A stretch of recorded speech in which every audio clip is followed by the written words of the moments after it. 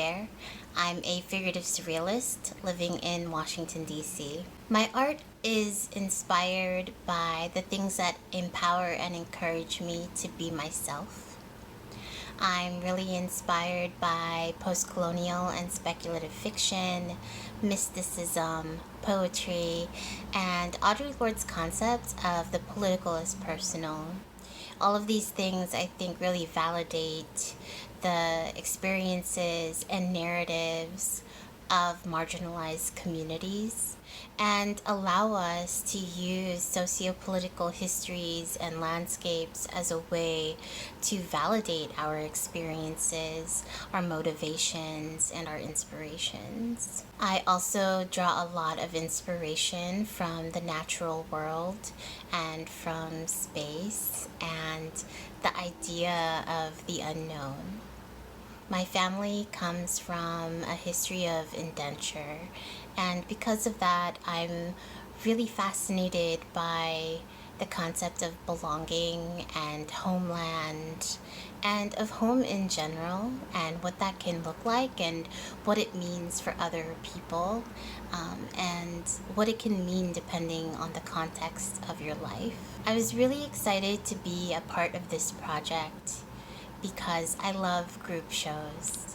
I love the idea of each artist getting a shared theme, but really taking their own approach to how to create something that reflects their perspectives and their experiences and what they kind of hone in on and what they want to say to the people who will see their art.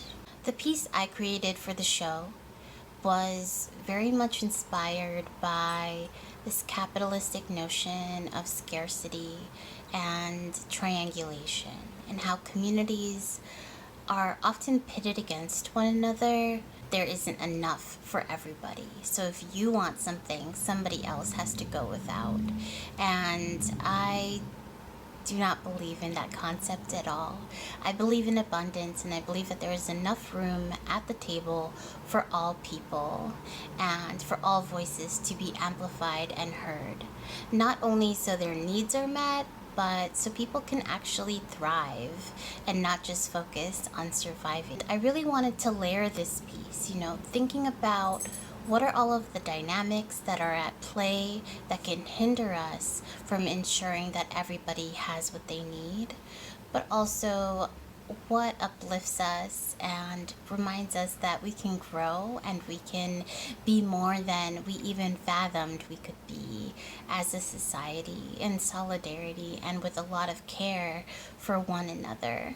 When we look at the women's suffrage movement, it's really important to think about the voices that were very intentionally excluded from that movement and see it as an opportunity for us to do better in the future. And so when we're talking about different communities, we don't just think that we've arrived and that we've, created something that is a solution for everyone, but to always be asking, who isn't at the table?